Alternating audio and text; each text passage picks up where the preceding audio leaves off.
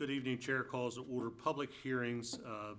We have actually 7 this evening, so we'd like to start with Resolution 014-24, Master Water and Sewer Plan for the Fall 2024 update. Mr. Dombeck, Mr. Burke, good to see you this evening. See you. Whenever you're ready, gentlemen. Thank you. The first section is tables and grids.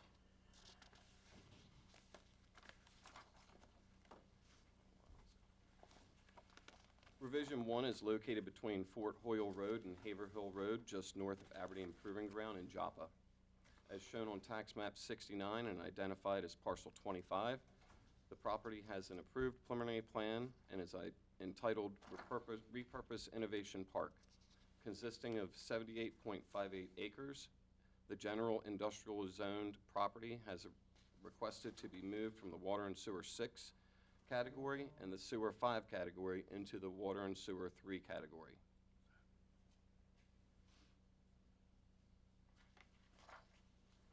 Next is Chapter 3, Section 3.13, entitled Proposed Developments. This was revised to remove the 44.49 acre portion of the Evamar subdivision that was for the Continuing Care Retirement Community, otherwise known as the CCRC, due to it being recently sold to the Board of Education. Repurpose Innovation Park was also added to this section.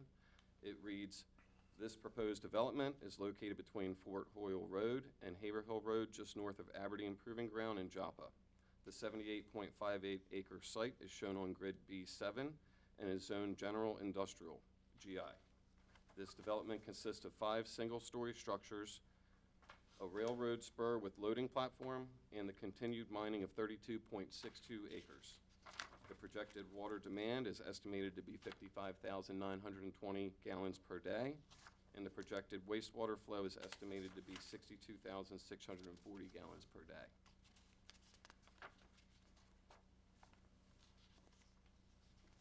The next 3 pages in the workbook cover sections 3.15, Table 3-1, Plan Developments.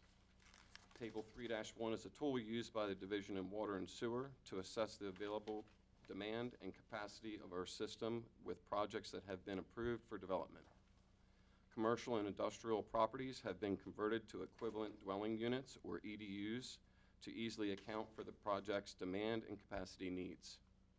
This was updated to reflect the development activity over the last 6 months for 5 projects. As you can see on the first page, the Evamar subdivision has removed all the CCRC units and is therefore completed. James Run and Joppa Crossing have had the adjustments made due to the water and sewer service connections that have been made over the past 6 months.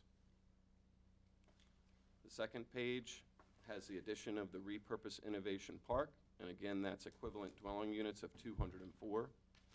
And then the Ridgely's Reserve subdivision has been adjusted for the water and sewer service connections that have happened over the last 6 months. At the bottom of the second page is a summation of the Water and Sewer 3 units. And then the final page of Table 3-1, as shown on the slide, shows the revisions to the planned developments in the Water and Sewer 3 category by zoning category. The residential units, equivalent residential units in a business zone, and the industrial acreage were all revised to reflect changes from the planned developments over the last 6 months.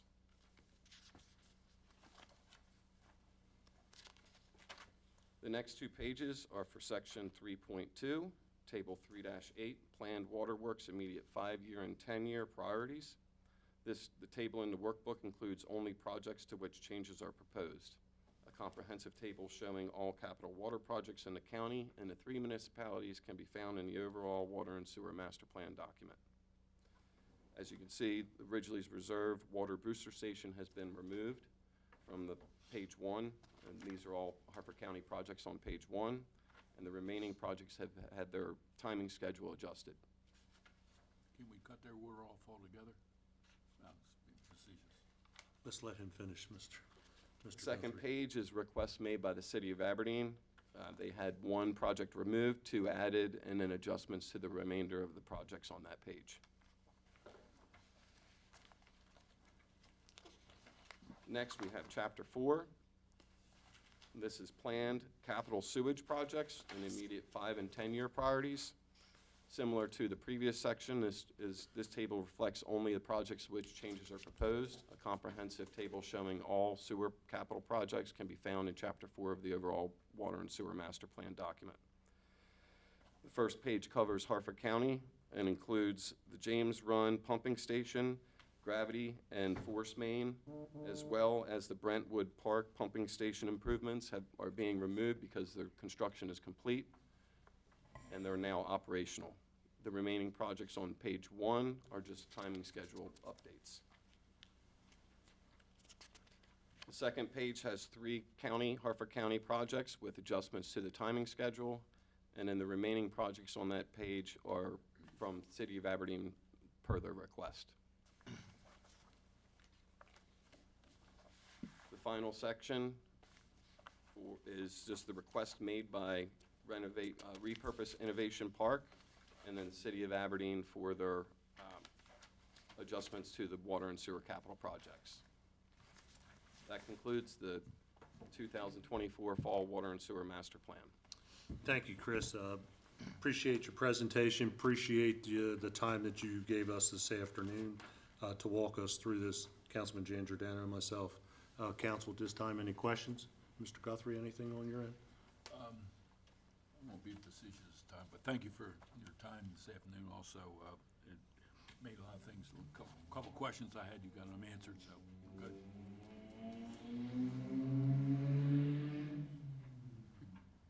Thank you, Mr. Guthrie. Wanna tell Anyone us else? I'm sorry? ours? No, good. Okay. Anyone else? Thank you for your presentation. This will conclude this public hearing, and we'll take it up at a future meeting.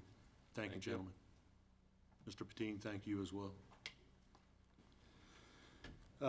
We'll move into Bill 24-025, zoning, towing, business, and storage. Mr. Riley.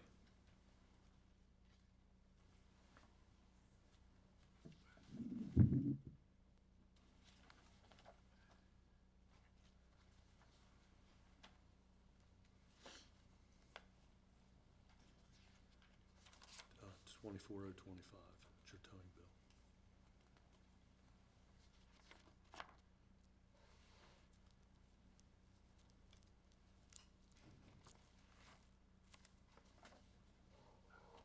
Thank you, Mr. President.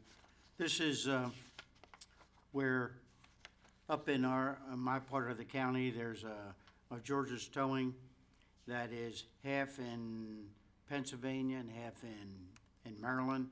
And he just wants to be able to store vehicles for temporary because he tows for not only all of law enforcement, but also privately. And he's trying to get so that we can permit storage in that facility.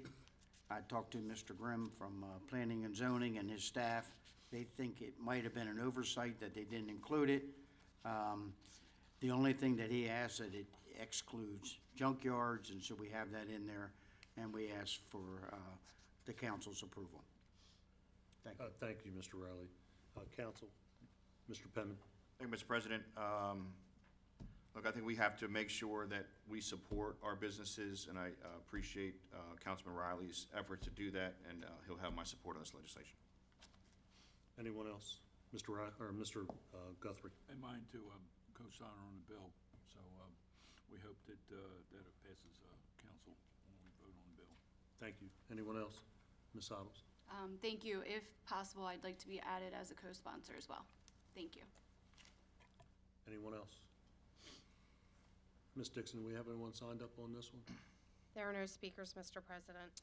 Well, this will conclude this public hearing for 24025, and it also will be taken up at a future meeting. Thank you, Mr. Riley. Bill 24-026, zoning outdoor dining moratorium extension. Mr. Penman. Thank you, Mr. President.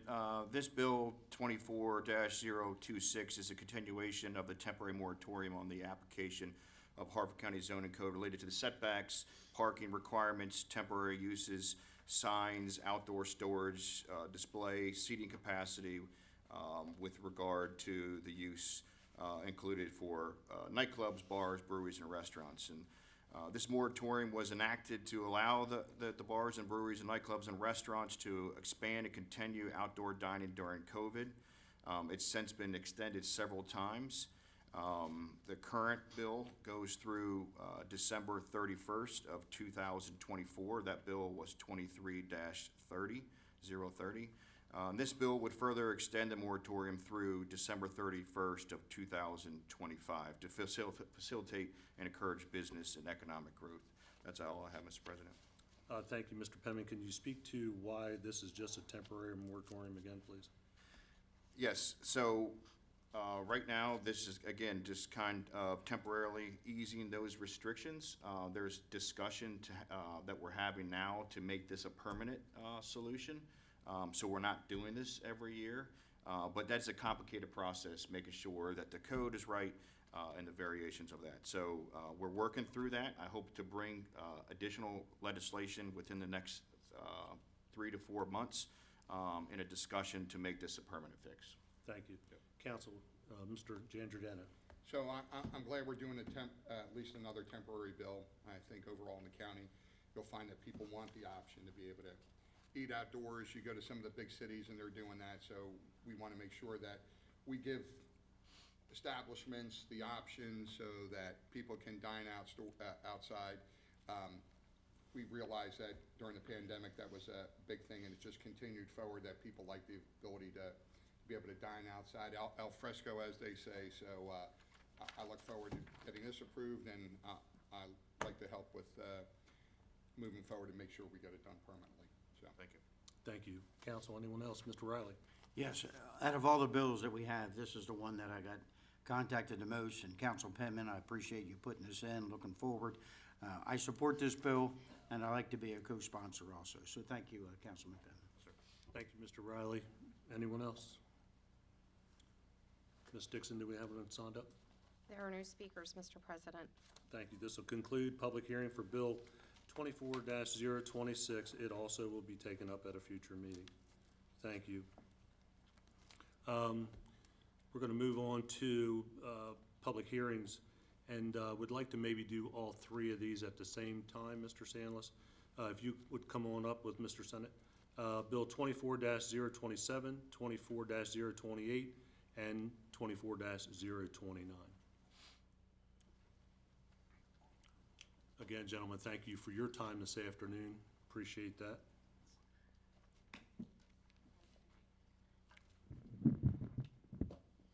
Okay, good evening, Council, Council President, members. My name is Chris Sennett. I'm here on behalf of Miles and Stockbridge. We serve as bond counsel to Harford County. Thank you for the opportunity to discuss all three bond bills here tonight. I'm going to begin with Bill number 24-27. This is the reappropriations bond bill.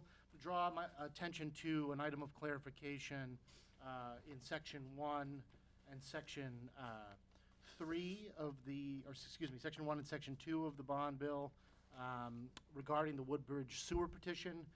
It may be unclear to some readers what we're exactly doing here, and basically the bill overall repeals and reenacts with amendments certain sections of legislation that was previously enacted by the County Council. And in 2019 and 2021, the bills were enacted to fund this Woodbridge sewer petition in the amount of $45,000 in 2019 and $340,000 in 2021. Initially, the decision was made to fund this through the Maryland Water Quality Financing Administration.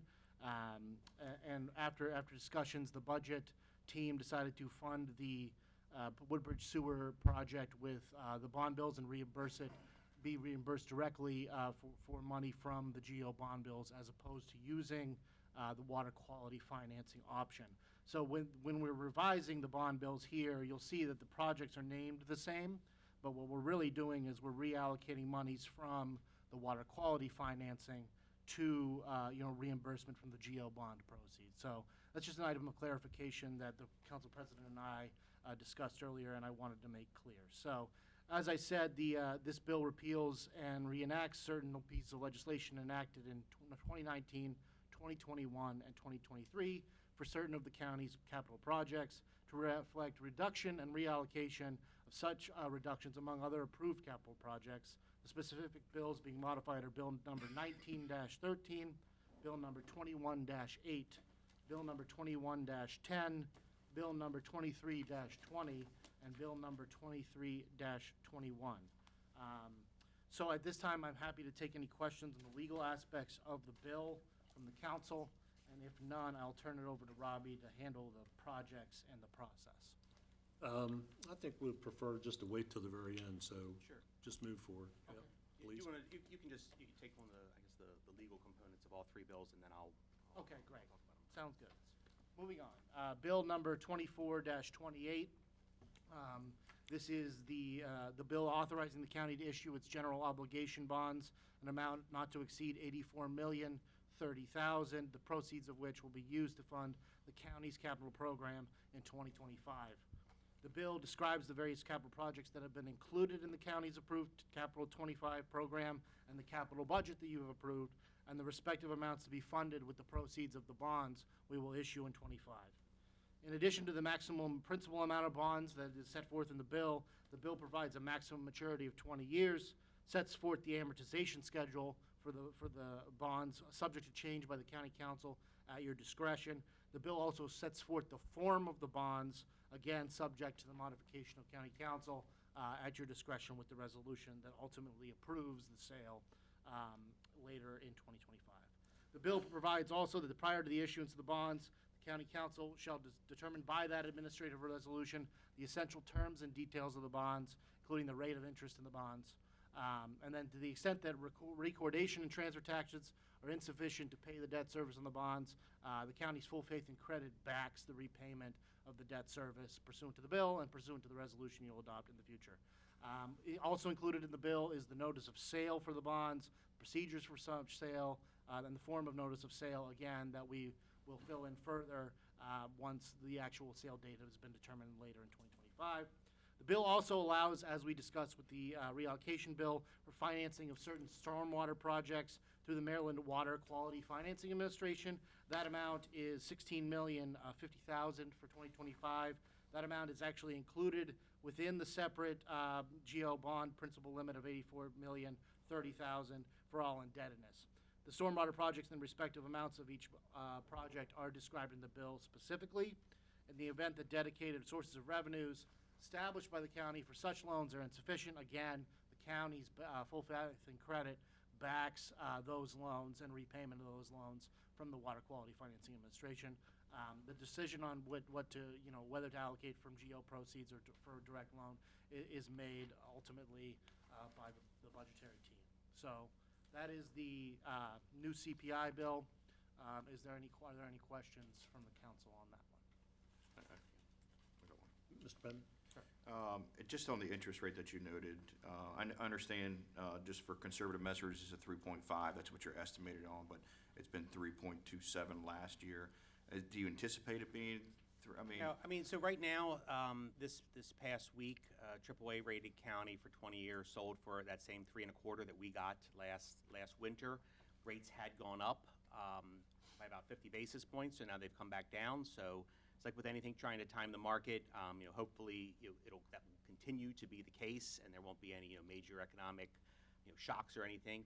But as we look, and it's not a direct correlation with the stuff that happens with the Federal Reserve. However, I do think that so long as nothing dramatic happens to the economy, and we will continue to get some rate cuts, that we should expect something in the similar range there in the 3s. I don't think we're going to necessarily go back to the 2s, but I also don't think that we're going to go to the 4s like we were, awfully close to in the summer. thank you. Thank you, Mr. Penn. You want to move on? Sure. Thank you. Yep. Moving on to bill number 24-29. This is the water and sewer bill. It authorizes the county to issue its GO bonds in an amount not to exceed $16,050,000. Proceeds are going to be used to fund the county's 25 water and sewer projects. Again, the bill describes the various projects that have been included and that you've approved in the 25 capital program and the 25 capital budget, and their respective amounts for each project. Again, the bill further provides a maximum 20 years maturity and sets forth the amortization schedule, again, subject to your revision.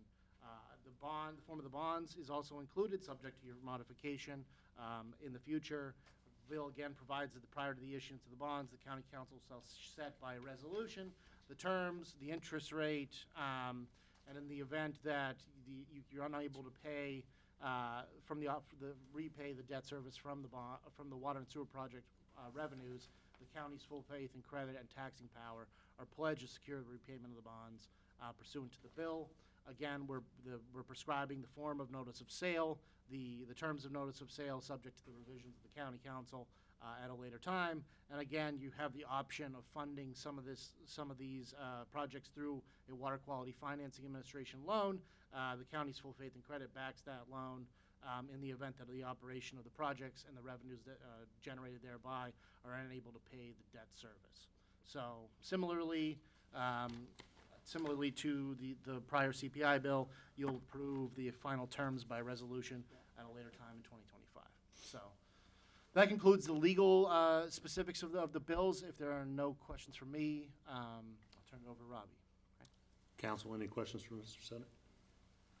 We can take them together too, is it? So this is legislation that we normally bring forth to the council at the conclusion of the budget process. Of course, this year we kind of went all the way to the end, and it's important that these bond bills reflect what is in the capital budget, because really what we're doing here is we're saying that these are expenditures that we are pledging future taxpayers to pay for, and that's why it requires the legislation. And that's why it needs to mirror what's exactly in the budget. And since as there was some last-minute changes to the budget, we need to make sure that this legislation adhered to what you all passed as far as the completed budget.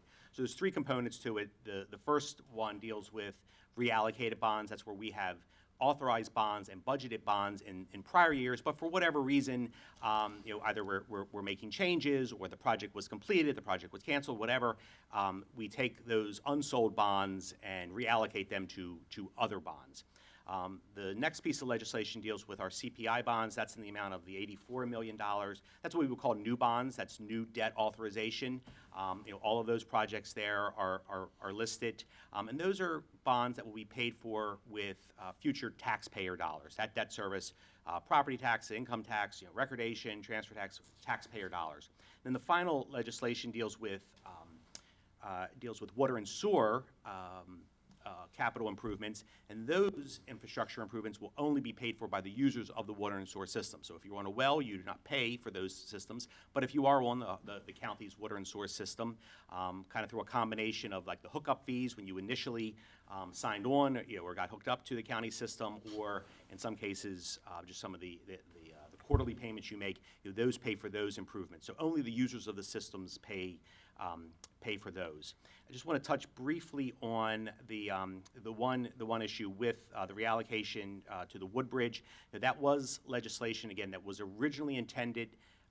The petition and the budget was that we were going to use the water quality loans, which of course we always maintain that right in order to do that. But in the original petition, the county said that we will use those water quality loans, not we may use those water quality loans. And one of the downsides of using outside funding sources is that there are strings attached, prevailing wages, Davis-Bacon, certain environmental regulations and the like. And so we're able to do the same work, but for a lower cost. And ultimately, that's the cost in these petition cases where we go in and we say, we're going to do this to hook up, this street or this neighborhood. That's paid back by those individuals. There are special assessments that are placed on there. So to the extent we can make this more cost-effective, that's a lower amount that they'll have to pay, which is, and it's generally, it's a considerable sum sometimes that individuals will have to come up with. So we're just trying to make that the case.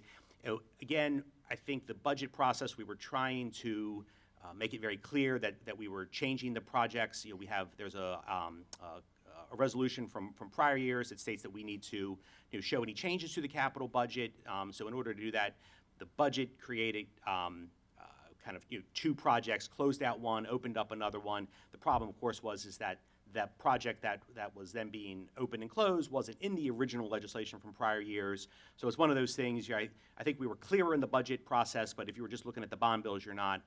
But again, in this case, we're not adding debt. This is just moving around existing debt, and I think it will be for the benefit of those users. They will be able to be hooked up at a lower rate. So now just to talk a little bit about how all this process works, again, we always get all of, the council first approves the budget, which will show any place where there are budgeted bonds. And then we get the authorization for all of those budgeted bonds. But we don't necessarily sell, these bonds that we're asking for today this year. They maybe take several years until we do sell those bonds.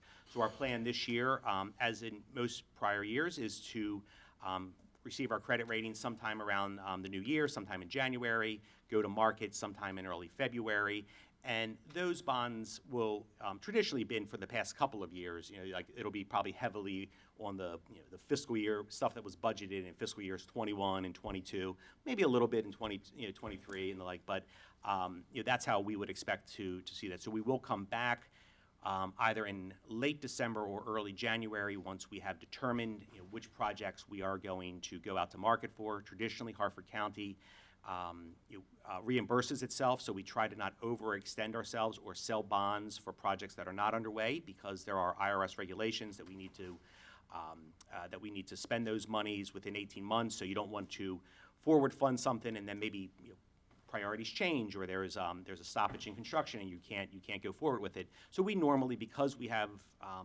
such solid financial footing, we're in a position to reimburse ourselves, and that's normally what we'll be looking to do. And I would imagine that our bond sale will be something similar to what it's been in the prior years. But of course, all of that process, the terms of sale for those individual projects will come in front of the council, and then when we actually do sell, hopefully sometime in early February, that sale, as always, will come in a special session, usually at 2 in the afternoon, and the council will approve that. Yep. Thank you, Robbie. I appreciate it. Chris, I'm going to say, I appreciate both of you, Tim as well, for making the time this afternoon to come and sit with us and give an explanation on why Ms. Alegi and Ms. Herbeck recognized some issues there that we wanted to have clarity on. I appreciate you even this afternoon and this evening giving us an explanation and clearly making us understand why that is, plus the history behind some of the things that we do today. So I appreciate that. Council, questions?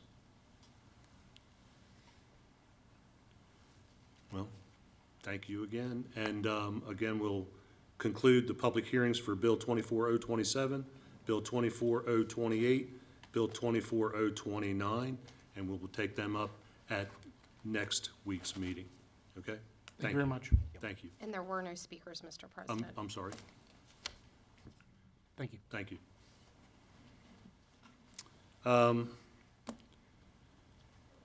Public hearing for Bill 24-030, Harford County Community Reinvestment and Repair Fund. Ms. Richardson, good to see you. Marcus, good to see you.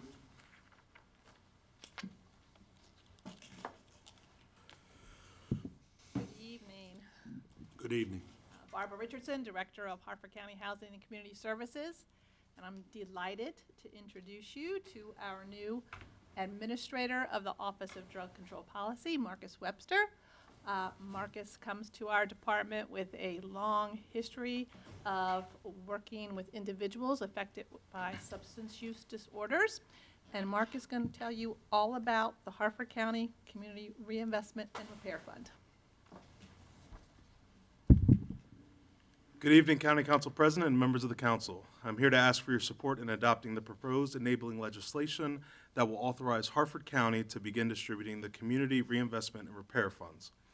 The Community Reinvestment and Repair Fund provides funding to local jurisdictions to support community-based initiatives that benefit low-income communities and communities that have been disproportionately impacted by the enforcement of cannabis prohibition. Counties have a broad flexibility in determining how to allocate these funds, including working with local organizations to support marginalized communities. And to date, Harford County has received $1,761,651.49, and it is our hope to begin distributing these funds early next year. It's important to note that these funds can only be used for funding community-based initiatives intended to benefit low-income communities, funding community-based initiatives that serve low-income communities and communities that have been disproportionately impacted by the enforcement of cannabis prohibition and any related administrative expenses. These funds cannot be used for law enforcement agencies or activities, and they cannot supplant funding that would otherwise be appropriated for pre-existing local government programs. And the top 4 investment areas identified by Harford County citizens in the Community Reinvestment and Repair Fund survey conducted by the Maryland Office of Social Equity were mental health and substance use services, education and after-school programs, youth engagement and mentorship programs, and housing and homelessness prevention services. It's important to note that Harford County supports the investment in all 4 of these areas. And the Office of Drug Control Policy will be the division of local government overseeing the distribution of these funds, and we are anxious to begin distributing these funds into our community. Respectfully, I ask that each of you support this legislation. Thank you. So Marcus, let me first say how much I'm glad to see you in the role that you're in. Your passion for this has been very well known for the past few years. So the other thing I would like to do is have you send a copy of your presentation there to Samantha, if you would, please, so we have it for the record. And then, Mr. Bennett, I'm going to start with you. Hello, good evening. I'm excited to see what we do with this fund, but I just want to share publicly. I've shared it in other forums, but you know, I've spoken with Cassandra Beverly from the Caucus of African American Leaders, and something that she has expressed formally to me is a desire to see some sort of community work group to talk specifics of how we could use this money for the community, to make sure that the community feels heard and recognized in an official manner, you know, in a meeting, in a discussion of how this money could be spent. I know in Anne Arundel County, they established a formal work group that would help to determine how the money would be spent. That was something that the Anne Arundel County Council passed. I think it would be ideal if we didn't have to pass, you know, a resolution to create that as a county council, but if, you know, we could just get that going, you know, the Caucus of African American Leaders, the NAACP, these would be great organizations, and others as well, to just sit down with and say, you know, as the people who are in the community every day, what do you see? How should we be using this money? I think that would be very productive. Do you have any thoughts on that, or has that been something that's already come up to you all? No, I think this is a great idea. We were kind of thinking of doing it similarly the way that we do the grant and aid process. Would be a competitive grant application. And the way we work that is we generally have community meetings where we go over the application, the qualifications, and so those are sort of presentations. So I don't know if that would satisfy that, but you know, we usually do one in the evening and one during the daytime for any potential applicants, and we can answer questions, give the members who are in attendance the opportunity to express what they think the money should be directed, so that's always on record as part of the minutes. I think even with that, though, and just there isn't the feedback on what becomes a successful applicant, you know, and I think that's the higher end conversation that wants to be had. Of what are we looking for? You know, what is it that we're specifically trying to do? What would be deemed a successful program? And so I think, you know, meeting with organizations like the Caucus and the NAACP could help feed what would a good application look like once applications come in to be funded. Thank you, Mr. Bennett. Mr. Penman? Thank you, Mr. President. Marcus, congratulations. You know, we worked for several years together, even prior to my time on the council, so it does me well to see you in that position. I know how important that position is, the Office of Drug Control Policy, the impact that it has had in the past with Joe Ryan and Tara Lathrop there, and I hope to just, you know, obviously take it to the next level. I know this program is really restricted with the legislation that was passed a few years ago. And I know that there was a work group that was discussing some of the proceeds that would come from, the marijuana sales and this program here. Was anything taken away from those different work groups to apply to this as well? It was over at the, right here in Bel Air, at the Armory. Oh, those are opioid restitution funds, different pot of money, so really different requirements than the cannabis money. Right, So, but, and was any concepts taken away from that? I know it's a different program. Well, people feel very strongly about prevention, about recovery, about, so what we're thinking is the opioid recovery restitution fund, would go more towards prevention and recovery activities, whereas the cannabis money, the way that the legislation was written, would go to more supporting, say, Boys and Girls Club activities, after-school mentoring, tutoring, those kinds of activities in the communities, low-income communities. So we're like targeting Route 40, maybe the Southern County Task Force. So that's kind of the thought process there, since the requirements of spending this money are very different than the opioid money. Right, okay, thank you. Thank you. Mr. Janjerdanic? So good afternoon. Congratulations, Marcus. Welcome. And thank you, Barbara, for had a meeting yesterday with yourself and came over there. So I appreciate that. And we were talking about this. The Boys and Girls Club, you mentioned that, and what the programs they can do for the youth. And I think mental health, we were talking about that. And I think one of the things when we were talking about the youth was the ability for some of these underprivileged kids that don't have meals. Especially later in the day, they go into school, a lot of times they'll get fed breakfast, they'll get fed lunch, but lunch might be the last meal of the day. That's a big concern for me, to make sure these kids, have something in their stomach, so they don't go starving all night long, because if you're hungry, you're not gonna study. If you're not gonna study, you're not gonna learn. If you're not gonna learn, you're not gonna get ahead. Mental health, another thing. A lot of these kids, and especially going back with the economy the way it is, I've driven by some of these places giving out food all summer. You'll see the lines super long. Anybody who's in a grocery store has seen the cost of groceries, shoot up 30, 40, 50% on items. It's not sustainable, and people can't eat. We've got to make sure that, these young kids, somehow or another, get fed and get taken care of mentally. That's the biggest thing that I saw out of that sounded that way. Definitely be an allowable expense under homeless prevention, so we fully support that. And I appreciate the meeting, and I know you meant no pun intended when that pot will be used for different money. Thank you, Mr. Janjerdanic. Anyone else? Mr. Riley? Yes, Marcus, again, congratulations. One of the problems I have up north is everybody seems to focus on the Southern Task Force, which is a problem for me. We have mental health issues up north. We have after school, we have homeless. And Barb, if you decide to do that work group, I would love to be on it, because I think a lot of money is redirected down south when we don't understand there's problems up north.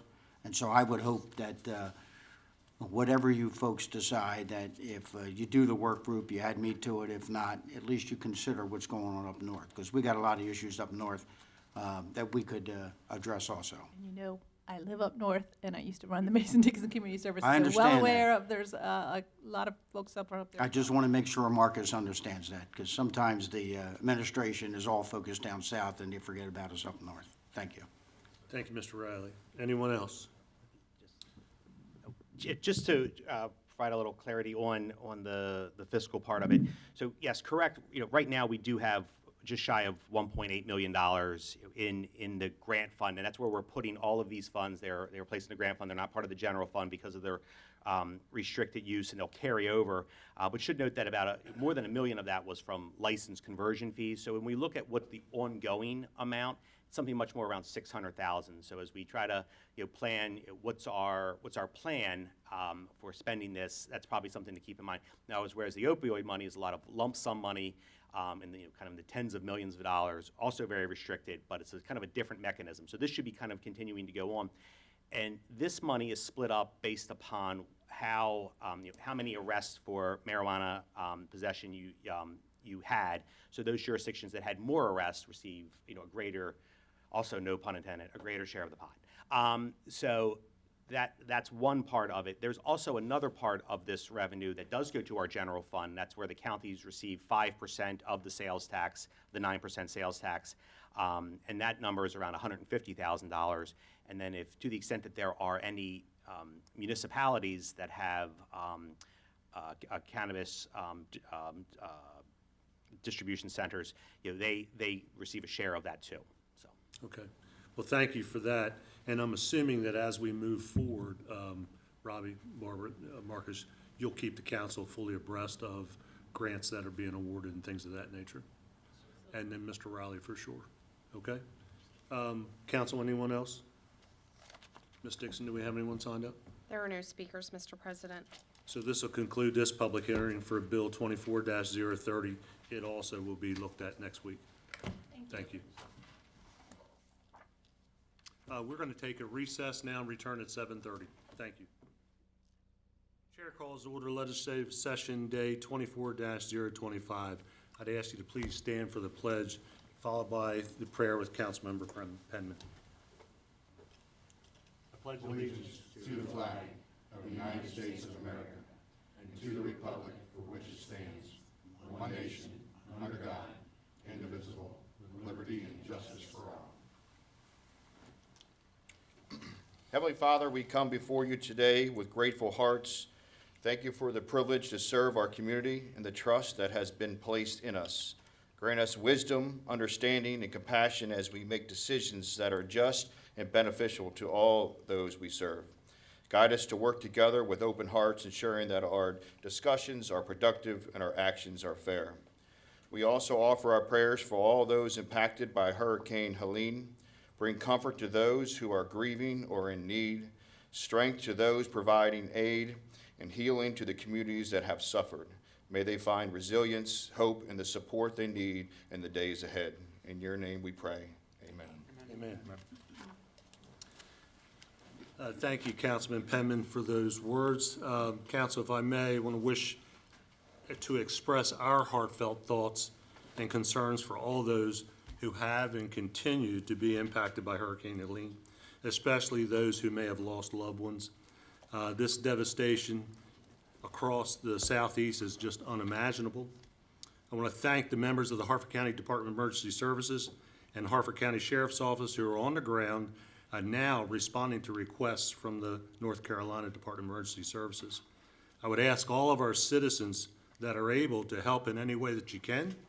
Monetary contributions can be made to the American Red Cross, Samaritan's Purse, and Catholic Charities, who are all there now. So I want to thank you and God bless. With that, we'll move to agenda item number 4, presentation and proclamations. We have none. 5, consideration of petitions, applications, appointments, and nominations.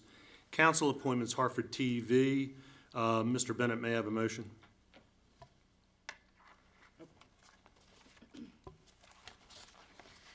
I'm sorry. Ms. Sottles. I was like, that's not my board. I know. I just gave it to you. Ms. Sottles.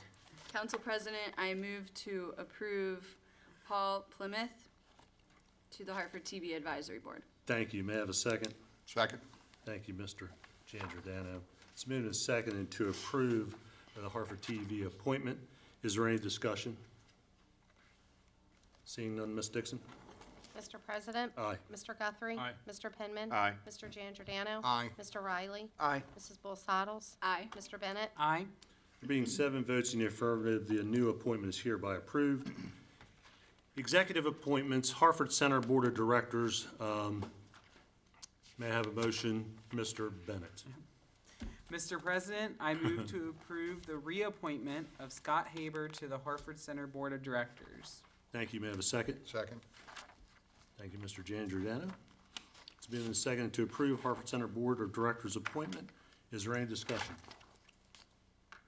Seeing, I'm sorry. I just, continue to look forward to working with Scott. I love the Harford Center Board. I serve on the best boards in Harford County, but the Harford Center Board is an especially special one, so it's great to have him continue to be with us. Thank you, Mr. Bennett. Ms. Dixon? Mr. President? Aye. Mr. Guthrie. Aye. Mr. Penman. Aye. Mr. Giangiordano. Aye. Mr. Riley. Aye. Mrs. Bosados. Aye. Mr. Bennett. Aye. There being 7 votes in the affirmative, 0 in the negative, the reappointment is hereby approved. Adult Public Guardianship Review Board, may I have a motion?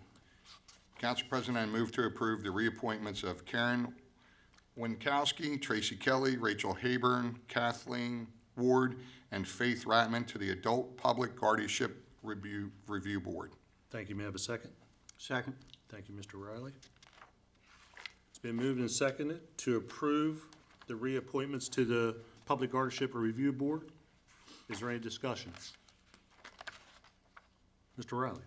Yes, I'd just like to thank Kelly Tracy, Kathleen Ward, Faith Ratman, and Kimberly Proud from District D for volunteering for this board and for the executive to reappoint them. Thank you. Anyone else?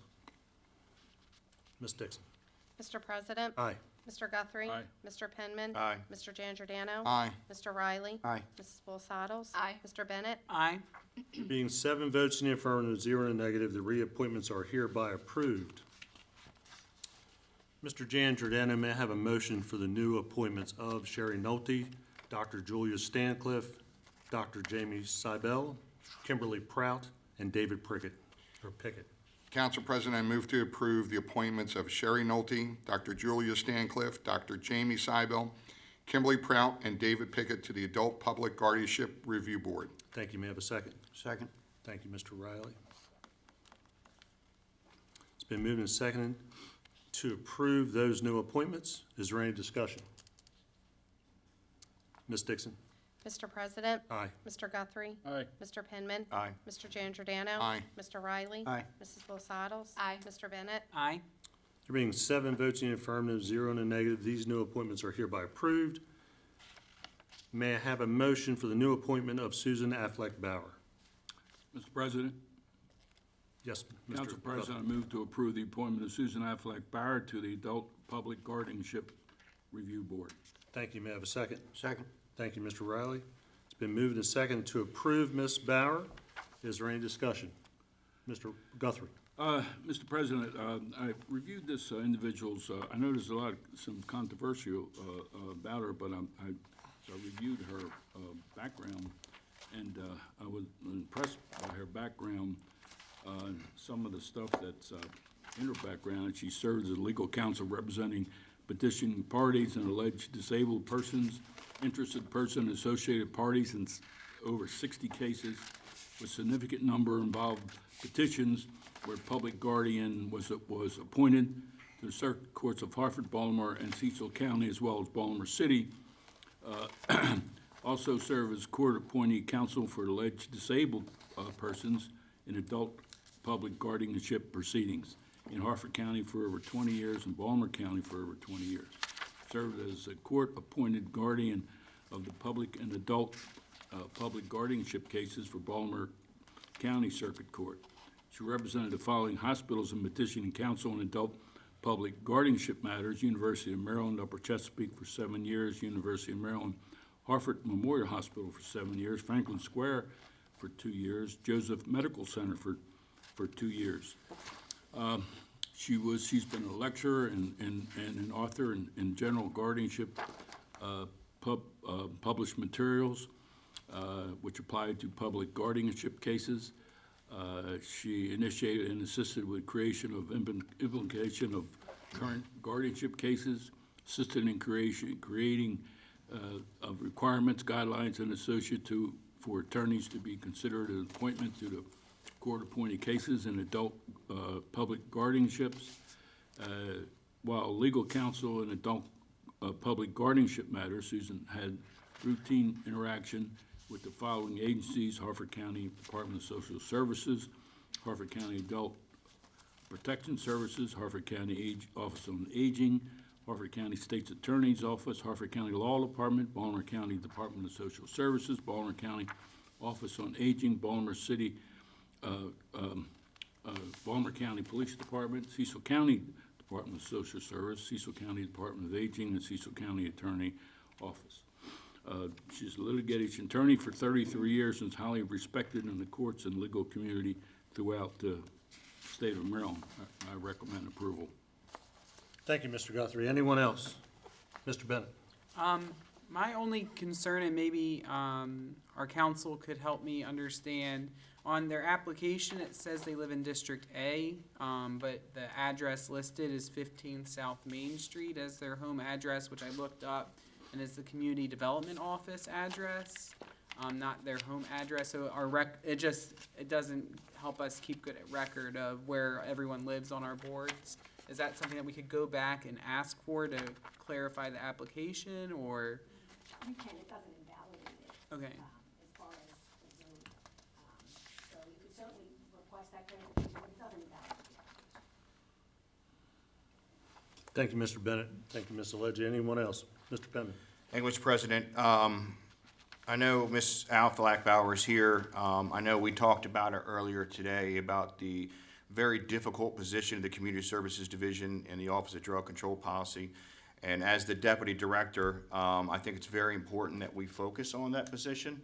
I think it's very important for Ms. Aflac Bauer to put those talents. I know there's been a lot of turnover in the Office of Drug Control Policy, and I'm hoping, we could turn that ship around, and I think those efforts from the Deputy Director should be focused on that division, not this board here.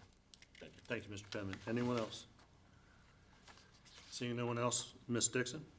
Mr. President? No. Mr. Guthrie? Aye. Mr. Penman? No. Mr. Giangiordano? No. Mr. Riley? Aye. Mrs. Bolsados? No. Mr. Bennett? No? There being 2 votes in the affirmative, 5 in the negative, the new appointment is hereby denied. Criminal Justice Coordinating Council, may I have a motion? Council President, I move to approve the appointment of Jonathan Crass and Honorable Kerwin Miller to the Criminal Justice Coordinating Council. May I have a second? Second. Thank you, Mr. Riley. Been moved and seconded to approve the appointments to the Criminal Justice Coordinating Council. Is there any discussion? Mr. Bennett? I just want to celebrate Jonathan Crass for doing this work. He's a great member of the Havre Grace community, but also to the Honorable Kerwin Miller. His son was the one who worked with us to make sure Jackie Robinson Day was celebrated last year with our high school baseball teams. So a wonderful family there as well. It's really great to have both of these people serving on the Criminal Justice Coordinating Council. Thank you, Mr. Bennett. Mr. Riley? Yes, I had the privilege of working with Chief Judge Kerwin Miller as clerk of the court, and highly respected, and I would ask everybody would vote yea on these 2 nominees. Thank you. Anyone else? Mr. Penman? Yeah, I'll just echo those. I don't know the Honorable Kerwin Miller, but I know the Honorable Jonathan Crass for many years of public safety service to the county. So I know he'll do well on this coordinated council, and obviously congratulations to his new position as Chief of Havre Grace Police Department. Thank you. Seeing no one else, Ms. Dixon? Mr. President? Aye. Mr. Guthrie? Aye. Mr. Penman? Aye. Mr. Giangiordano? Aye. Mr. Riley? Aye. Mrs. Bolsados? Aye. Mr. Bennett? Aye. There being 7 votes in the affirmative, 0 in the negative, these new appointments are hereby approved.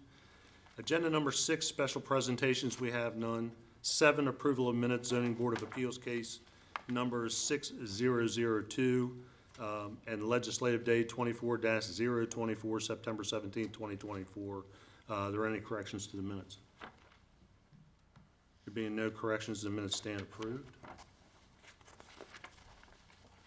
Mr. Giangiordano, please read Resolution 017-24 and 019-24 into the record for introduction, please.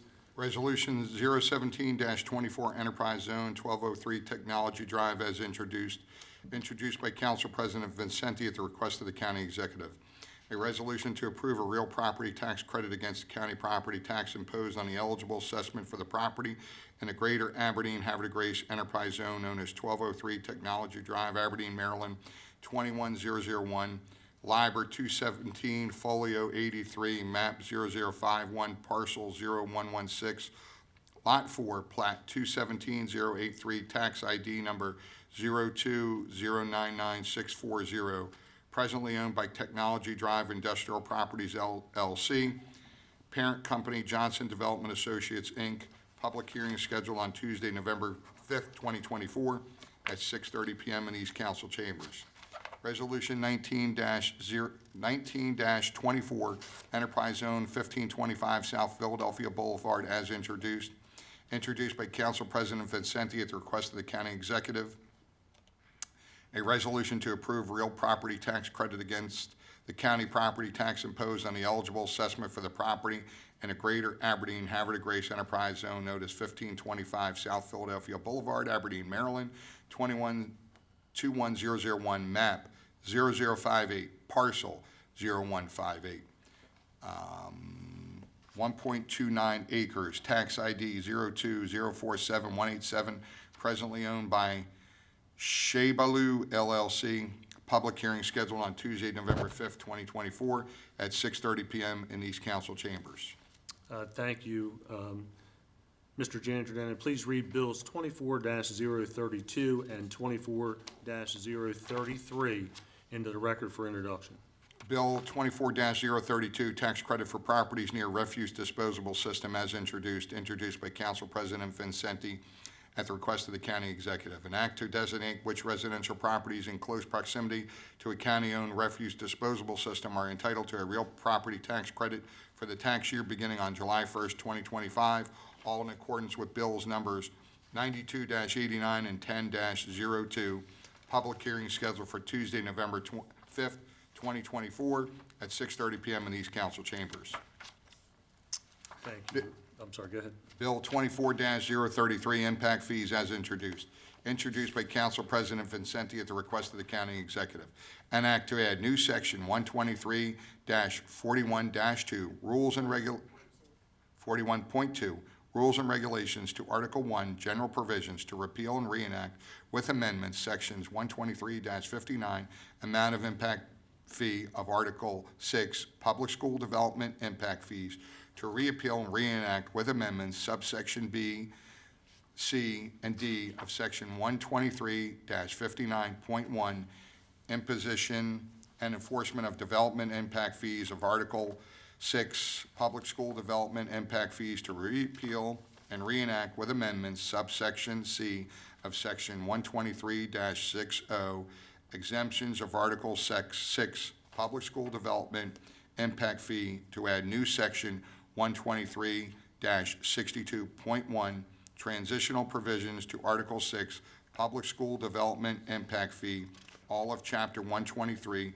Finance and Taxation of the Harford County Code as amended, to authorize the county treasurer to implement certain rules and regulations to administer and enforce this chapter, to increase the development impact fee for certain types of dwelling units, to implement certain procedures governing the systematic increase of development impact fees, to provide a methodology for calculating additional impact fees when certain new residential structures are constructed in specific circumstances, to amend certain requirements to qualify for an exemption from the payment of development impact fees when the redeveloping or reconstructing residential structures under specific circumstances, to implement a legislative policy for calculating additional development impact fees in a specific circumstances pending the effective date of this act, and generally relating to impact fees.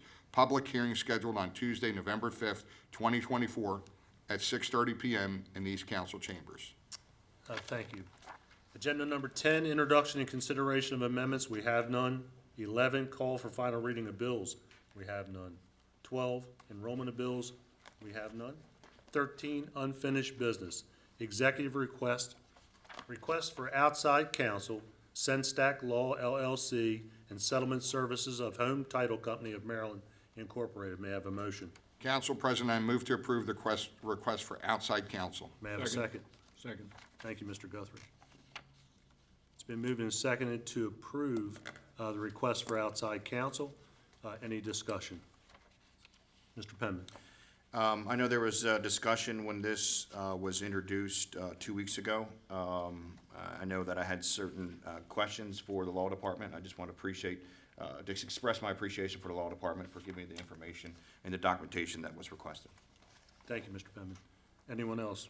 Mr. Bennett? And I would just like to reiterate, I think this is a perfect example of when you should use outside counsel for, for this type of circumstance. I think it makes perfect sense. Thank you. Anyone else? For me, I just want to give my appreciation to Mr. Blumquist for following through and answering the questions that we had for him and the time that we spent together. So with that, with no one else, Ms. Dixon? Mr. President? Aye. Mr. Guthrie? Aye. Mr. Penman? Aye. Mr. Giangiordano? Aye. Mr. Riley? Aye. Mrs. Bolsados? Aye. Mr. Bennett? Aye. There being 7 votes in the affirmative, 0 in the negative, the request for outside counsel is hereby approved. 14, new business, adequate public facilities, June 2024 update. Council, as you know, you have received the minutes and background from our past APFO meeting. We have another meeting scheduled for, I believe it was on June 5th, the past meeting. We discussed Harford County Public Schools enrollment, school capacity projects, residential permit data, fiscal update from the county to include school data, or school dates, revenue impacts, impact fee study, and the APFO study. A copy of the report and supporting materials is available on the council website and has been provided to each of you. Next, we have a meeting for APFO with the consultant, White and Smith. It's scheduled for October 29th. It is a large work group that we will be putting together and sending invites out to specific people. It is closed to the public, but a public APFO advisory board meeting will be on Monday, December 9th at 6 p.m. in the council multipurpose room. To include the meeting, we'll provide an update from the consultants meeting. So with that, we'll move to agenda item 17, comments and input from attending citizens. Do we have anyone signed up, Yes, Ms. we do, Dixon? Mr. President. We have 2, John Malamo, followed by Bill Wayland.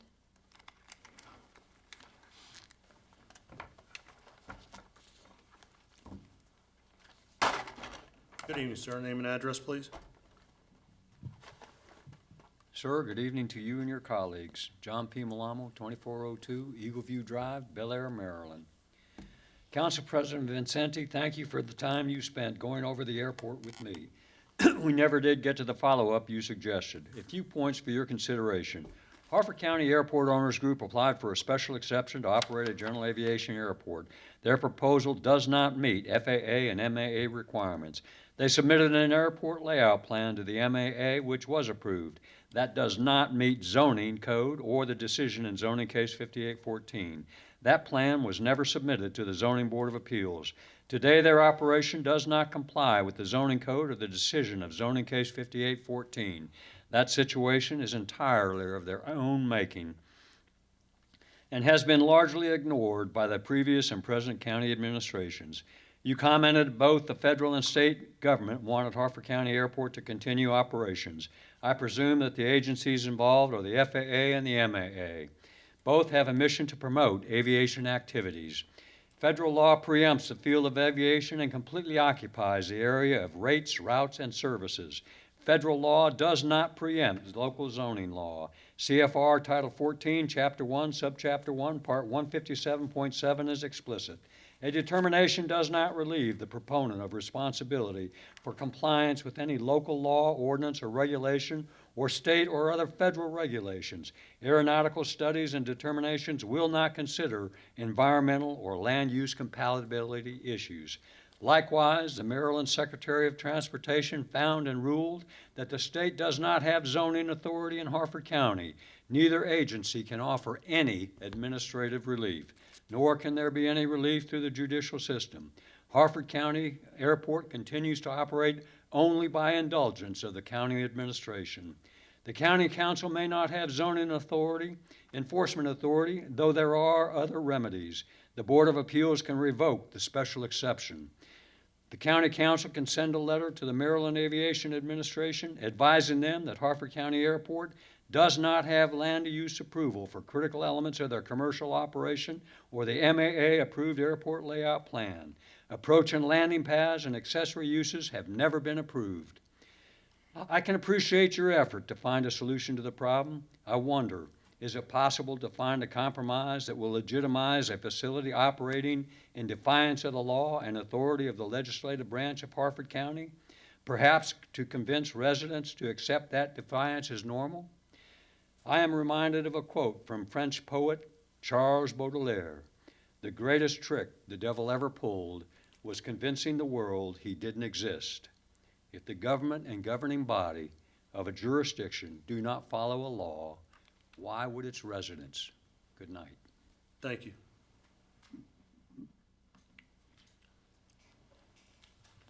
Good evening, sir. Name and address, please. Good evening. Bill Whalen, 415 Cedar Springs Road, Bel Air, Maryland, 21015. At the last meeting, I mentioned there was a DAC committee meeting on September 18th. It was for review of the proposed 162,000 square foot Costco and a 24 pump gas station at Plumtree and 924. A little history. The owners, Bel Air Village, purchased this land in 2019 for $13.5 million. In January 2023, they've received approval to build a mixed-use center, homes, apartments, medical office, retail buildings. The land was cleared and graded in July 2023. They had to go ahead. It stayed that way until Costco entered the picture in 2024. Now for some September 18th meeting highlights. Comments by the DAC committee were made, provided to Costco and the landowner. They are available on the Harford Trackit website, which I would recommend anybody subscribe to. Citizens provided their comments and many spoke. I appreciated Mr. Tony G. being there, and I would like to see you after this meeting just briefly if you do. Also appreciate the factual reporting. I see Matt Hubbard here from the Evening Sun. He's done a great job. The main concern raised during the meeting was anticipated future traffic volume and how to mitigate traffic congestion. Costco does not yet own the property. There's a purchase agreement in place between Costco and the landowner. We are not privy to that. Costco plans to acquire 22 acres of the 33-acre site. The remaining 11 acres could be almost anything. There was a lot of comments made by Harford P&Z, the Maryland Department of Transportation, SHA. They completed their review of the TIS. There's a lot of problems with the TIS. It included errors, emissions, and many safety concerns. Recommendations included road improvements. A final list of all the off-site road improvements will come after review of revised study. If approved, it's going to be very expensive. Take a long time to complete before Costco can open their doors for business. 3 to 5 years is mentioned. I might add, with the time, Walmart walked away from this site when they had to spend $10 million. It's not any different today than it was then. They only wanted to do 7.5, and the county said no. There are many opinions about the pros and cons of a Costco, and I respect those opinions. It's not about Costco being the issue. It's a good store, well-known, great reputation. It may be desired in Bel Air, but I'll tell you, this location is not suitable. Many have said to me, well, Bill, if it's not at this site, where would you recommend it be? Many have said, if it's not a mixed-use center or a Costco, what would you like to see there? Well, guess what? My time's up, and that'll be another subject for another meeting. Thank you, Mr. Whalen. Anyone else, Ms. Dixon? There's no one else, Mr. President. Thank you. We'll move on to agenda item 16. Mr. Riley. Yeah, just a couple things. Webster Congregational Christian Church celebrated its 100th anniversary. Want to congratulate them. Also, the Society of American Italian Business Festival was this past weekend. They did a phenomenal job. Pat, I hate to preempt you, though, but I do want to thank Jeannie. I want to wish Jeannie a happy birthday. And then also, most of you might not know, but it's close to my heart because he's a grandson of Pat's. He has a fundraiser at Hopkins Farm Brewery October 13th. I really, truly wish the community to come out and support our president and his special grandson. Thank you, Mr. Riley. Ms. Sottles? Thank you, Council President. My office had the opportunity to attend multiple ribbon cuttings over the past few weeks. One of them was Another World Virtual Ventures in Bel Air. Actually took my children there on Sunday and they really enjoyed it. The grand opening of the Dugout Mini Golf at Churchville Road in Aberdeen, and another one at the latest Tech Expo and facility in Aberdeen Proving Grounds. Also had the opportunity to attend the Italian Festival. It was a great weekend, and thank you. Thank you, Ms. Saddles. Mr. Bennett? Hello, good evening. It's been a busy week. This past week, my office attended the community input meeting for the Bell Camp Car Wash that's coming. There were no residents in attendance for that meeting. I want to continue to encourage people to come to those input meetings, to be involved, and my office will continue to try and make sure people are aware of when those things are coming. I also attended the Walk to End Alzheimer's with Citizens Care that was hosted at Aberdeen Ironbirds, and that was a really great event.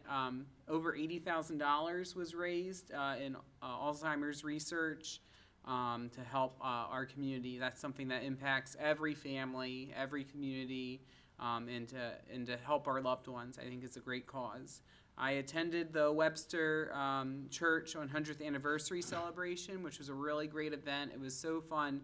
They had pastors from over the years come back to be a part of the celebration, going back to the 70s, and to see them all together as a community was a lot of fun. And I learned that their church has been the church sponsoring Blessings in a Backpack at Havre Grace Elementary School, putting groceries in the backpacks of 75 students every week.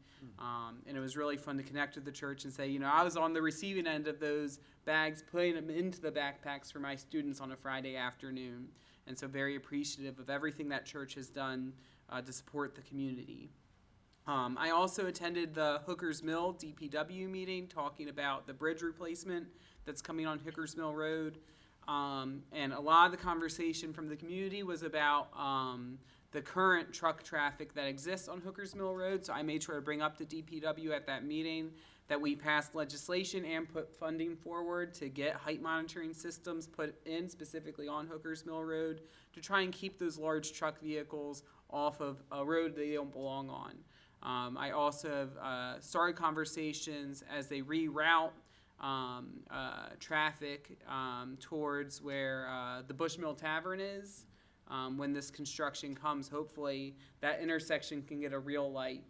So reaching out to State Highway to advocate for that, because with 4,000 vehicles rerouted per day, that intersection is only going to become more dangerous. And I know so many people deal with that intersection on a daily basis and know how stressful it can be.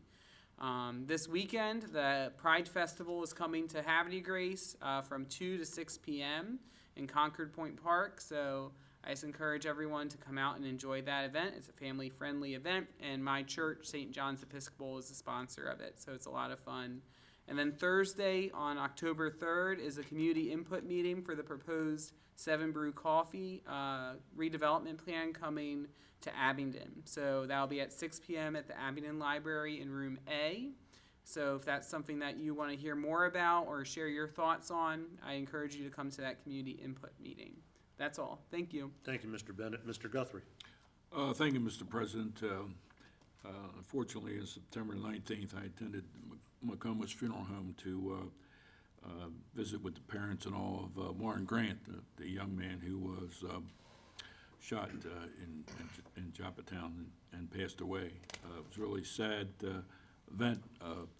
Talking to the grandparents and the sister and everybody else there, it was a sad thing to see this 15-year-old laying there in the casket. Was really hard to take. First time in history of Harford County it's ever happened. I hope it's the last. Let's say a prayer that it does. On the 20th, I attended St. Francis de Sales Catholic Church in Abingdon. They had a blood drive there. It was very successful. I gave my pint. I don't know who wants it, but I gave it.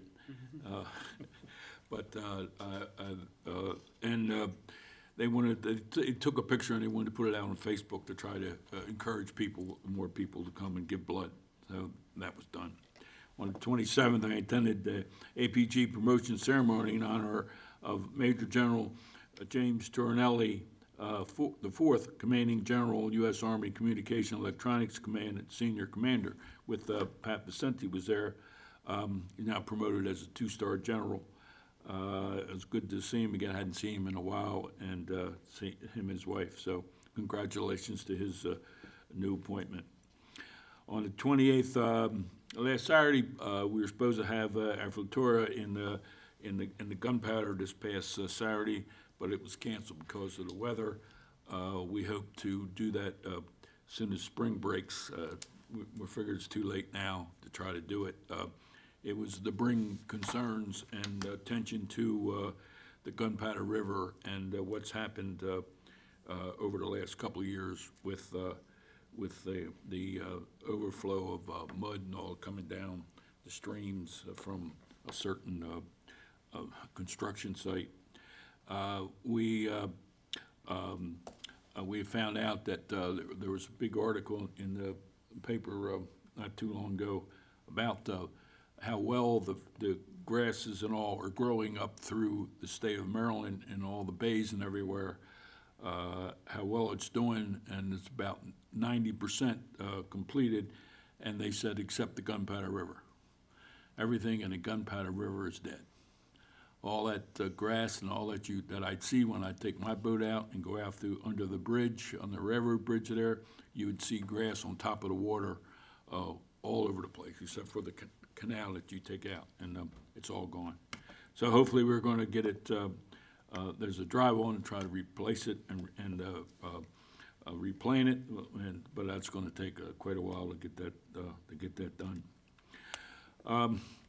Today, attended the ribbon cutting ceremony for Leonardo DRS at Aberdeen Proving Grounds to see all their new type of equipment to protect our armed forces overseas, and I always enjoy seeing that. I like seeing all the new equipment.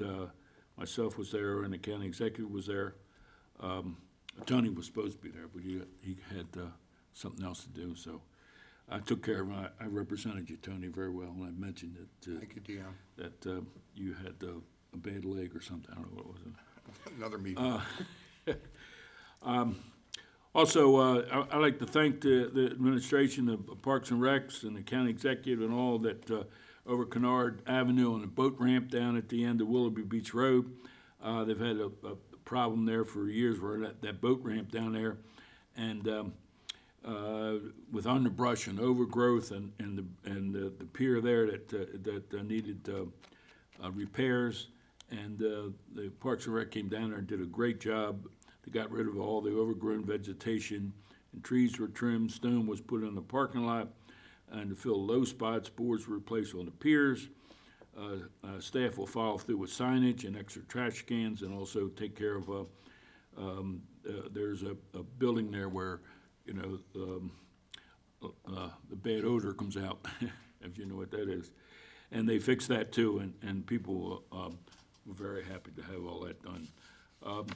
Just wanted to also mention about, you know, the victims from the hurricane. The extent of the devastation remains unknown. The cost recovery is unknown. This heartbreaking loss of life and toll and human suffering are beyond our ability to comprehend. Our hearts go out to the people in Florida, Georgia, South Carolina, North Carolina, Tennessee, and Kentucky as they begin a long road to recovery from the devastation from the hurricane. You see that stuff, just thankful that we live here and we have never seen anything like that, and we hope we never do, but God bless them all, and I hope they can get their homes back. Thank you, Mr. President. Thank you, Mr. Guthrie. Mr. Penman. Thank you, Mr. President. I'd like to thank the Federation for American Immigration Reform, which is fair, for the invitation and the opportunity to learn and observe firsthand the negative impact of the current immigration policies of the United States. The federal and state policymakers have contributed to the failed immigration system that is causing unimaginable consequences to the security, safety, and the citizens of our nation. During the week of September 16th, myself, along with state and local legislators and sheriffs from across the country, gathered in McAllen, Texas, to observe and hear from citizens and organizations that are directly impacted by the failed immigration policies. I'll be putting out a more in-depth overview in the coming days with key things that the state can do to change this, and as well as our nation. I had the pleasure of going to the Wildcat Point ODEC, which is the Old Dominion Electric Generation Facility. It was an incredible experience. I know Council President Vincenti and Councilman Giangiordano joined me there, watching how they turn steam into electricity. So I look forward to further conversations, because energy is an important conversation in our county with what's taking place. So just trying to learn as much information as possible about that. And then my thoughts and prayers will go out to the nation of Israel and the shameful attack that was on them from Iran today. And also the men and women of our armed forces. I know I read something that the Marine Expeditionary Unit, 26th or 24th, which I was a part of years and years ago, was mobilized and is a force in readiness over there. So my thoughts are with them and their families as well. That's all, Mr. President. Thank you, Mr. Penman. Mr. Giangiordano? Thank you, Council President. I want to congratulate the Rockfield on a successful wine festival. I know they had over 3,000 people there, so it's always a sold-out event. Thankfully, they didn't have any rain. They were able to hold it, so congratulations to Rockfield.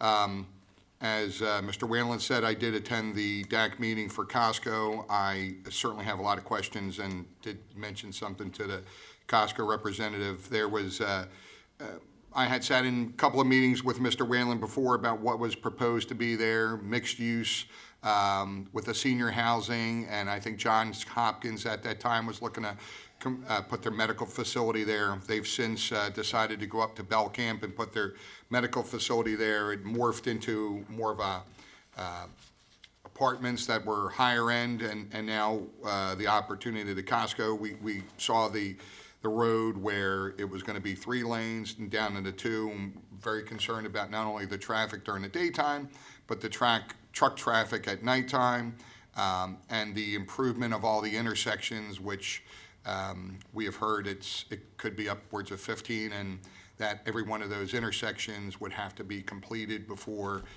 Costco would open up. I certainly see that. So the next thing was I did the grand opening of the Chabad Center for Jewish Life. My friend Rabbi Cushy has put a lot of hard work.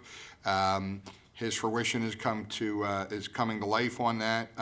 He always thanked Andy Klein for all his help and dedication for that. So that's one of the things in memory of Andy Klein. And I also want to, my heart goes out to all the people of Israel with the strike from the Iranians and their devastating loss back last year in October. So Monday, we did the Harford County Circuit Drug Court graduation. It had 5 new graduates of the program. Ribbon cutting of Evolve Wellness, and so on East Ellendale Street. And this past weekend was the Italian Festival. The Society of Italian American Businessmen that myself and Council President are members of. We expect there was probably between 15,000 and maybe 20. The weather certainly played a major impact on the amount of people that came out. But they certainly did improve the traffic, the parking, the amount of food vendors, the amount of beverage stations that were open. They had 4 beverage stations open, so there's really no long lines, just the weather didn't cooperate with us. But we were also able to give out 2 $20,000 checks that day, and I will have more information on who they were, but one of them was Richie Simone's wife had passed away, and they set up a charity for her. She was a nurse practitioner, and there was something for nursing students that we gave $20,000 for that. I do know I worked mostly in the sausage and pepper tent with Council President Vincenti. Jessica, we did see Jessica with her 2 sons and looked like they were having a good time, and there were some other people. I think I saw Brianna out there. So I hope everybody had a good time. We look forward to doing it again, try to improve on the program there. And then I also did a tour of the Wildcat Point Generation Facility. And I just want to talk about that a little bit. That's actually in Rising Sun. It was built in 2018. It's one of the newest and cleanest combined natural gas power plant, producing 1,000 megawatts of electricity. It provides power to Chop Tank Electric Cooperative and 10 other distribution cooperatives in Virginia and Delaware. Although this doesn't directly benefit Harford County, it reflects the broader issue we face in the near future. With the closing of the Brandon Shores plant, all coal-fired power plants in Maryland are set to cease operations by 2025. Currently, 61% of the in-state electricity generation comes from coal. So where are we going to get our power from? Most likely it's going to come from Pennsylvania, with increased transmission lines running through the pristine lands of Harford County. Pennsylvania is the second largest net supplier of power to other states after Texas. It's the third largest coal-producing state after Wyoming and West Virginia. It's also the second largest producer of natural gas after Texas. So I mention this because Governor Westmore recently issued an executive order to phase out gas-fired furnaces in new homes by 2035. The idea is that all heat pumps cost more to install, they're less expensive to operate based on today's electricity rates. Unfortunately, electricity rates are expected to increase as we rely more on power from places that still use natural gas and nuclear energy. For instance, Amazon Web Services purchased Cumulus Data Assets for $650 million recently. That's the 3 Mile nuclear plant, and they struck a deal to restart 3 Mile Island and buy all the electricity it can produce for Amazon's new data center. The solution to our energy challenge is not simply as green energy, as proven by the power plant that was just, we were just up in Rising Sun. So I looked through my database of over 3,800 clients to see who owns electric cars, how many have only electric vehicles, and if they own 2 or more cars. Of all my clients, only 2 had electric cars, and both live within 5 miles of their workplace. When I asked clients why they didn't return to electric vehicles when they were replacing them, most said it didn't meet their expectations, it was too expensive, and the only reason they didn't get rid of those any sooner was because they had leases. They couldn't get out of their leases without losing too much money. So most of the cars were leased, the lease terms ended, and they're going back to either a gas hybrid that'll regenerate, or they're going back to strictly gas. So, Council President, I think that's all I have. Thank you. Well, thank you, appreciate it. Agenda item number 15, business from the president. Again, I always say we're moving all the time. We're all across the county. I had the pleasure of attending the Harford County Farm Bureau legislative dinner, which Mr. Tibbs in the audience is a part of. Also, the drug court graduation, attended that. The Aberdeen Oktoberfest. Got to see Mayor McGrady and some of the council members there that day. Attended the Harford County Sheriff's Office Community Board meeting the other night. Left there and went to Falston for the CAB meeting. I try my best to get around to every CAB meeting at least once, maybe twice a year. It's a challenge for sure with everything else that we're doing, but I do my best to get everywhere. Do want to thank my Syab brothers, their wives, the vendors for another outstanding event. Even though weather was an issue, everybody was a trooper and did an outstanding job. I want to thank Harford County government for their assistance there at the Equestrian Center. And then finally, want to thank the Harford County Sheriff's Office Deputy Sheriff's Union for their golf tournament. It was a great event. Got to see that, and I think that benefits their benevolent fund, doesn't it? Sure. Yes. But want to wish Councilman Riley a happy birthday. I want to wish Miss Alegi a birthday coming up this week. And then for sure, want to wish Jeannie a very happy birthday, the most important one. Did not want to get away from the dais without mentioning that. Happy birthday, honey. And with that, we'll close the meeting. Happy birthday, Jeannie.